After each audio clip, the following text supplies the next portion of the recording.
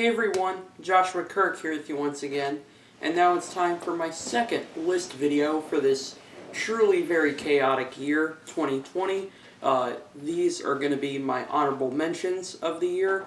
Obviously, as you may have seen from my previous video, my top 50 albums, there were a lot of just great and also just generally really good albums that came out this year, despite everything. So obviously there are some records that couldn't make the cut on my top 50 of the year, but I think are still worth a shout out because I think they're really solid and definitely worth a look if you're looking for more new music to listen to right now. So without further ado, let's just get right to it. I'm going to start things off with the album Melee from Dogleg. This is a post-hardcore outfit that seems to be having a bit of a rise this year, and I'm just going to put it out there. They are not really reinventing the sound in any way, shape, or form. I mean, it's definitely pretty much your typical, just kind of play it out, emo rock through and through, and yet it still manages to deliver very strong performances, some pretty decent songwriting, and also incredibly catchy songs too. I think the first 4 songs on this record are awesome. It kind of, tapers off a little bit near the middle, but the ending I think is really strong. It's just overall a really solid, just kind of cathartic, punk record. The next album is Future Nostalgia from Dua Lipa. I know a lot of people loved this record this year. Personally, I, just really liked the record. To me, it kind of feels like just kind of a collection of really good singles and not so much an album. So it's maybe not the most cohesive thing I've ever heard, but man, oh man, there are plenty of bops to be found on this record, from the title track, Don't Start Now, Physical, Levitating, Hell, I even enjoy Good in Bed quite a bit. The production is incredibly sleek. Dua Lipa's performances on here just have so much personality to them. The songs have just so many incredible hooks. I mean, it's just a really strong record that kind of is a throwback to the disco era without feeling dated or corny. Next record, another one that I know a lot of people dug this year, was Heaven to a Tortured Mind from Yves Tumor. This record is definitely quite crazy, and it's just its ability to just defy genre in so many ways. It's kind of atmospheric, woozy, and kind of funky, but then it's also incredibly haunting and kind of eerie. It's definitely a record that it's pretty hard to describe in terms of sound, because it's definitely one of the more out there releases of the year. I think the run of songs from Gospel for a New Century to the 8th track, Superstars, is just incredible.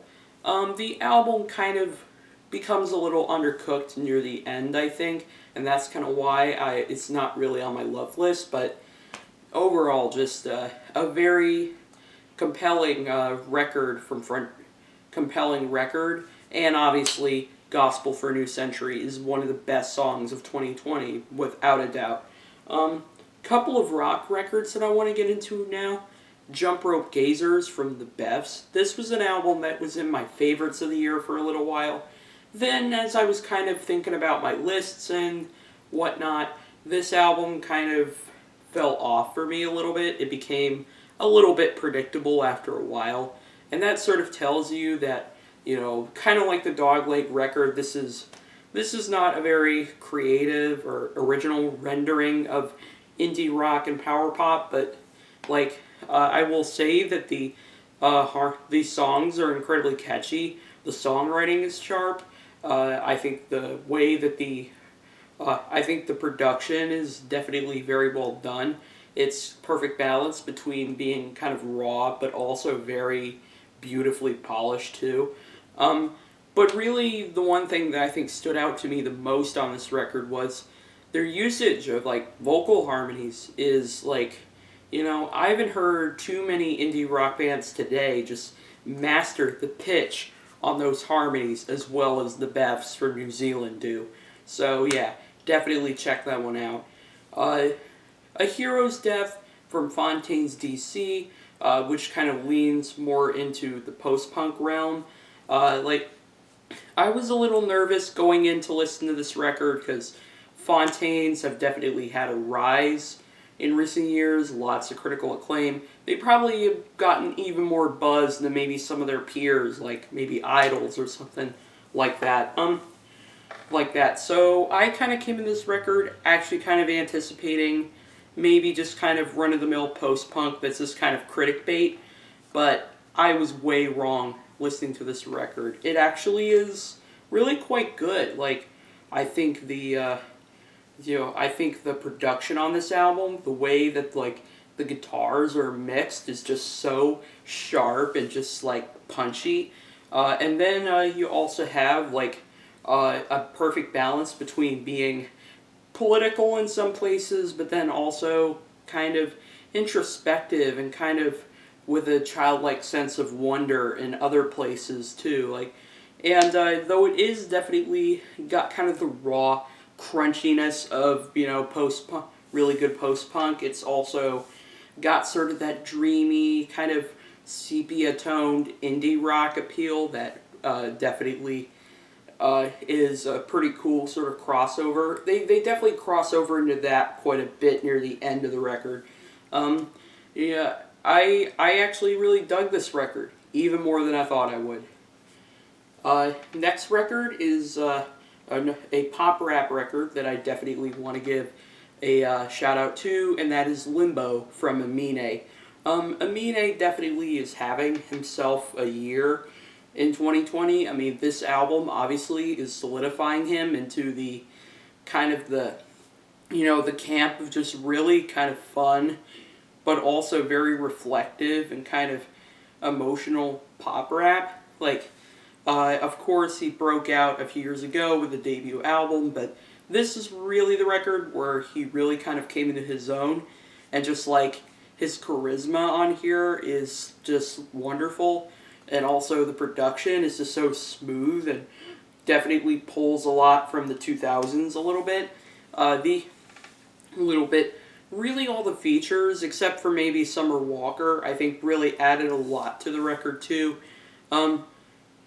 So record 2, and it's just like, I enjoyed this record. I mean, I definitely vibe to, and I still to this day vibe to, quite a few songs from here. Now we have one of the most surprising records of 2020 for me, and actually a lot of people as well, and that is Folklore from Taylor Swift. Taylor definitely reinvented herself this year. I mean, in quarantine, she started writing songs and recording with Aaron Dessner of The National, of all people, as well as other people like, obviously, Jack Antonoff, and also writing this just killer duet with Bon Iver that, spoiler, is my second favorite song of the year. The album is a little long, and there are a few moments on it that are just kind of boring, but overall, though, this is just like a huge step up for Taylor Swift artistically, from the production to really the songwriting is the thing that really sells this record for me. She's meeting her full potential as a writer, and even though she's not the best singer in the world, she is just you believe. This is one of the first times I really believed nearly every word that was coming out of her mouth on an entire record of hers. Records. Not a perfect record, hence why I actually have Evermore in my year-end list and not this one, which is not the most popular take, but, still, I want to, give this one a shout-out, because, even the most loyal of Taylor's, even the biggest Taylor Swift haters pretty much can't deny that this record is very well done. Another big surprise for me is Detroit 2 from Big Sean. This was an artist that I was maybe a little scared to listen to for a little while, because I know that a lot of hip-hop fans have just, despised this guy's music. However, in recent years, he seems to have, improved quite a bit, and I think this record definitely shows that shift, I think, incredibly well, with definitely some of his best written songs of his career, and some pretty dope production as well. It is kind of like Taylor Swift's album, a little long and kind of has some filler moments, but overall definitely a very strong record, and hopefully Big Sean will just continue to go in this artistic trajectory into the future. Next album, Shabrang from Sevdaliza. This is yet another record that is definitely getting a lot of love this year. Seems to be hailed as kind of her magnum opus. She's been around for a little while, but this seems to be the album that's sort of given her all that deserved attention. I don't quite love this record. I admit I kind of appreciate it, probably more than I love it, but overall, just Sevdaliza just delivers a very vulnerable kind of persona in her singing, and I think the kind of genre-bending sounds she works over that go from trip-hop into jazz and art pop, I think really are the perfect sort of bed for that vulnerability, and sort of paint these little vignettes that just sort of give you goosebumps a little bit. And I mean, a few cuts All Rivers at Once and Habibi are a couple of really good examples of that. Next record is Lament from Touche Amore. I know a lot of people really, really love this record. I know my boy Brian from the channel BK channel, who runs this, who co-hosts the What's on Repeat series with me, said that this was his favorite album of 2020. I totally respect that. I definitely think it's a pretty good record, even though I'm in the camp of people who kind of prefer Stage 4 a little bit. I don't know, I guess that record's a little more powerful emotionally, but still, Touche Amore still is, just kind of doing what works for them, and it's for them in creating kind of maybe a more catchy and accessible record, and it is an album that, while very dark, kind of feels like sort of coming out on the other side from Stage 4, because that record is just so harrowing, and really I can kind of respect that, and I just hope that Jeremy Bolm just just doing all right now. Because I know deeply the trauma he's dealt with. Next album is Don't Feed the Monster from Homeboy Sandman. Another album that was a contender for my favorite albums of the year.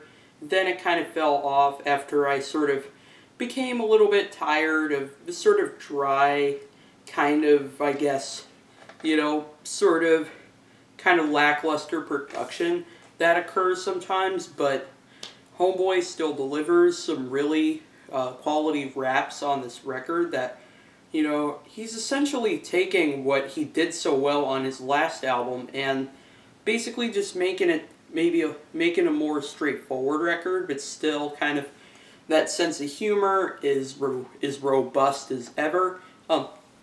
And obviously I thought the track with Quelly Chris rapping on it was great, and there are plenty of very hilarious standout tracks on here, like the song Waiting on My Girl, especially after seeing the video he recently put together for it. It's just one of the most hilarious songs, I think, of 2020 right there. My next record, probably my most controversial pick for the honorable mentions, is Clippings, Visions of Bodies Being Burned. I know a lot of people loved this record. I personally would say that this is maybe their weakest record to date. I just prefer There Existed an Addiction of Blood. I think that record's, in terms of the writing, is a little stronger, but still, I think this is a good album. I think the production on here, the sound design, is incredibly insane. Like, this record definitely grew on me the more I listened to it, for sure, because just, I can't help but be in awe of just how interesting their approach to the sound really is. I think David's rapping, as usual, is just rapid fire and just delivers the most, like, disturbing and kind of very deeply unsettling lyrics I've heard this year. I thought all the singles are awesome.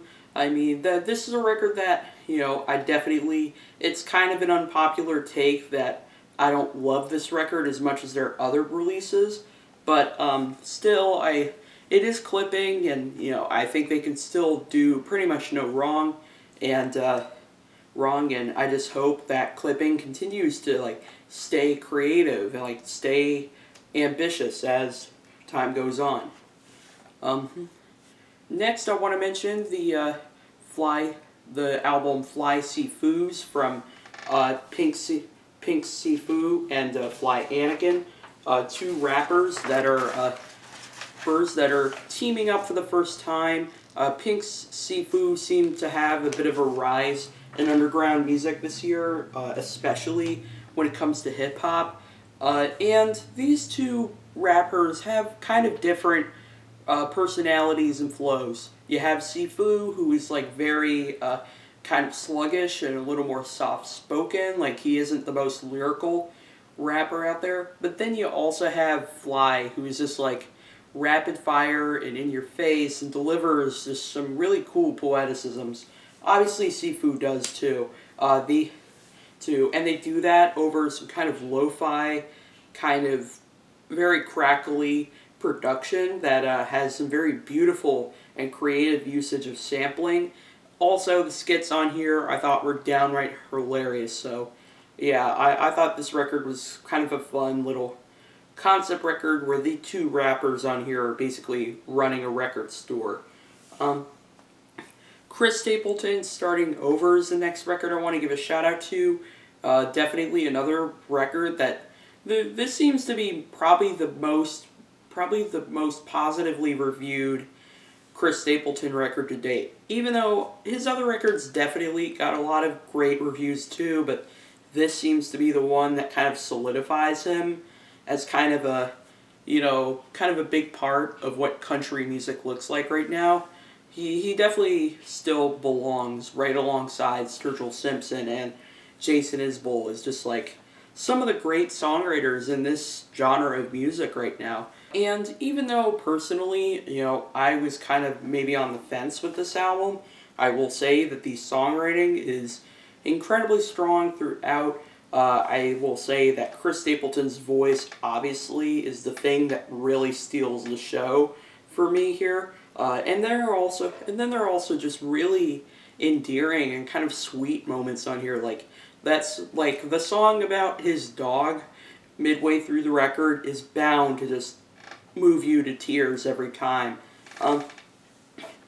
Obviously, we have Dave Cobb as usual being head producer, and I think they continue to just bring the best out in each other. And even though I may not be the huge Stapleton fan that like a lot of people who are into this style of music are, I still can appreciate this record and Chris for just being a real talent. Two more records I want to give a shout out to. First one is Give or Taker from Anjimile. I'm going to make a bold statement right now. Anjimile essentially, stylistically, is the new Sufjan Stevens from the way the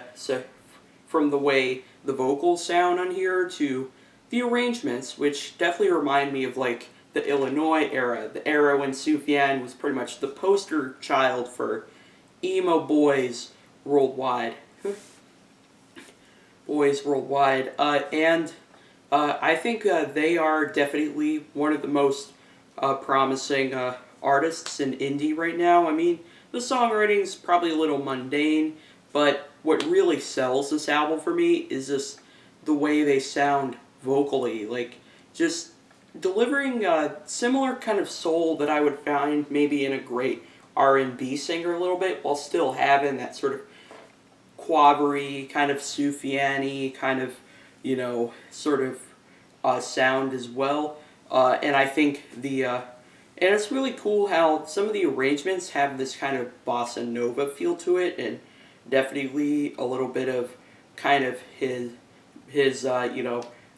African music roots do, a little bit of their African music roots do come through quite a bit on here, and yeah, I just think it's a really solid, beautiful singer-songwriter record. If they would just kind of improve a little bit on the lyrics, they would make definitely a pretty strong record, I think.